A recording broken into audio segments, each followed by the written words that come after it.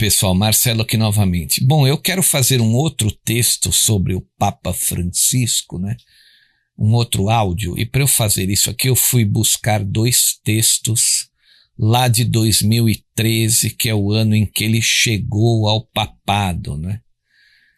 O primeiro texto, por incrível que pareça, foi feito, né? Foi escrito pelo jornalista Reinaldo Azevedo lá em 2013, desculpe. Em 2013 que ele diz assim, né? Francisco, enfim, um Papa negro, né? Aí ele completa assim: as expectativas não se cumpriram, com exceção, talvez, de uma delas. A Igreja Católica achou que era chegada a hora de ter um Papa não europeu e foi buscar o jesuíta Jorge Mário Bergoglio, arcebispo de Buenos Aires, que figurava na lista dos papáveis, mas estava longe de ser um favorito, né? E eles chamam de Papa Negro, porque os jesuítas, eles usam a batina negra, né? E eles são completamente alinhados com a doutrina de esquerda. Eles realmente acreditam, né? Ou fingem acreditar naquela história da justiça social nesse mundo imperfeito aqui, nesse mundo governado pelo maligno que nós vivemos, né? Enfim, né, ele chegou ao poder ali dentro daquela ocasião, no mínimo curiosa, né, em que o Papa Bento XVI simplesmente renunciou, né, e nós não havíamos notícia de uma renúncia de um Papa desde 600 anos antes dessa época que aconteceu com o Papa Gregório, não é? É uma coisa a ser levada em consideração, né? Um outro texto que fala sobre as profecias apocalípticas de Nostradamus e São Malaquias, que apontam Francisco como o Papa do fim do mundo. Então vou ler aqui para vocês. Desde que o argentino Jorge Mário Bergoglio assumiu o posto de Papa, são várias as vertentes que começaram a identificar o primeiro pontífice supremo latino-americano e da ordem jesuíta como o Papa do fim dos tempos, né, do fim do mundo. Vale destacar também, lembrar as profecias de Nostradamus, que o líder jesuíta é referido como o Papa Negro.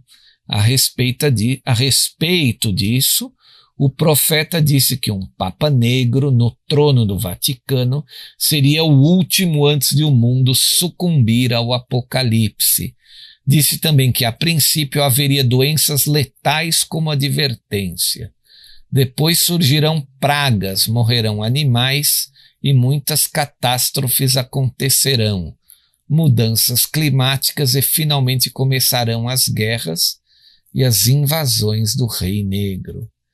Dessa forma, a profecia de São Malaquias afirma que o último Papa, o Papa do final dos tempos, né, será o número 112 desde Celestino II, no século XII, sob cujo mandato a cidade das 7 colinas será destruída, né? Nos manuscritos de Malaquias, a cidade das 7 colinas é Roma. Por isso, muitos associam a posse de Francisco ao fim da Igreja Católica e outros ao fim até da própria humanidade, né?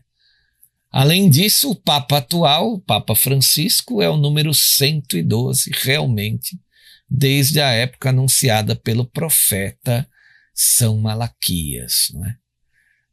Os mais supersticiosos interpretam como um símbolo inequívoco o fato de que na última hora do dia da primeira votação do conclave que elegeu Francisco, a luz da cúpula da Basílica de São Pedro, no Vaticano, foi cortada repentinamente.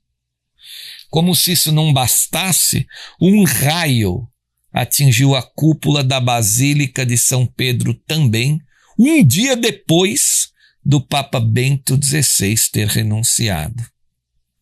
Então eu pergunto, seria esse o aviso de Deus, não é?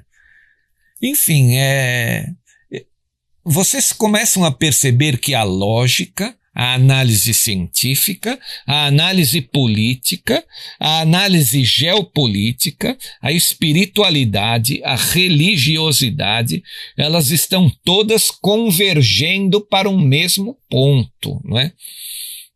Você vê religiosos falando de política, analistas políticos falando de religião. A convergência para esse ponto é inevitável, não é? E toda aquela série de coincidências, até o nome, não é, que os desgraçados dos líderes, né, das dinastias usaram para esse novo mundo totalitário que eles pretendem impor da humanidade. Eles tiraram esse nome do livro do Apocalipse, a tal nova ordem mundial, né? A New World Order. Enfim, né? É mais um áudio aí para a gente pensar, para a gente refletir, principalmente depois de toda aquela da carta, do vídeo do Dom Carlo, de tudo aquilo que esse canal já vem pregando, já vem falando, não é? Isso aqui, na verdade, não é chover no molhado. Vocês podem até falar, está chovendo no molhado, está falando de novo sobre essa situação. Eu estou aqui nesse áudio relembrando o que aconteceu aqui há 7 anos atrás, né?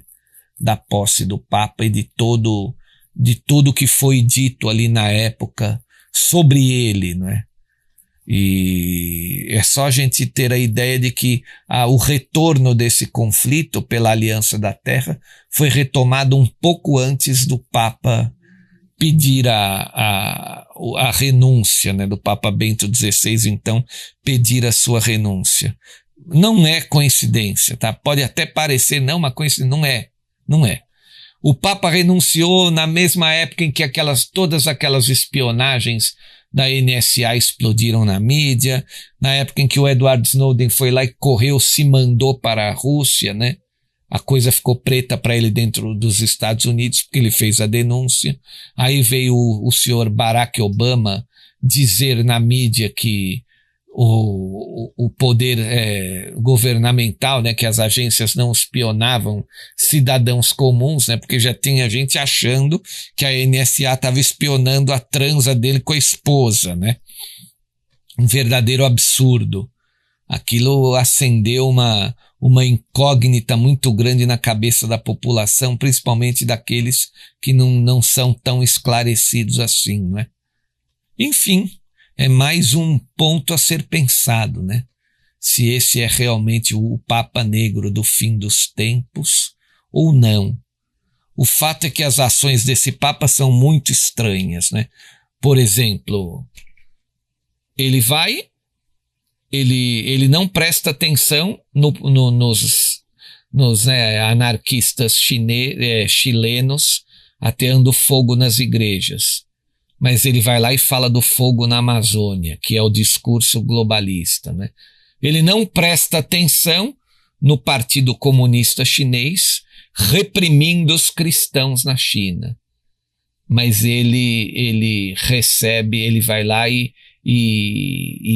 faz a apologia à nova ordem mundial globalista que tem a China como protagonista, né? Então são muito estranhas as ações desse indivíduo, né? Ainda mais somando agora, volto a falar com o discurso de Dom Carlo, começa a ficar realmente assertiva a análise que foi feita aqui nesse canal, né, sobre esse indivíduo e sobre quais os objetivos dele, né, por que ele se encontra hoje na cúpula da Igreja Católica, né, o que ele tem em mente fazer e usa da cúpula da Igreja Católica para isso, né. Enfim, né, para a gente pensar muito sobre essa situação, né. Volto a falar, né, tudo vai convergindo para o mesmo ponto. E enquanto isso, alguns que são pessimamente esclarecidos, né, acham que vieram para o mundo a passeio, continuam achando que é tudo uma teoria, apenas uma pequena teoria da conspiração. Muito obrigado a todos. Compartilhem sempre os áudios. Tem mais pessoas que precisam ouvir essas conversas, né? Precisam serem orientadas. Valeu. Oi pessoal, Marcelo aqui novamente. Você que é eleitor no Rio de Janeiro, eu quero lhe sugerir para 15 de novembro o melhor candidato a vereador para a cidade do Rio de Janeiro. Ele é do PRTB do General Mourão, é amigo do General Mourão, meu amigo e filho do Coronel Fontinelli. É o homem mais confiável e tem os valores que o Rio de Janeiro precisa para um vereador.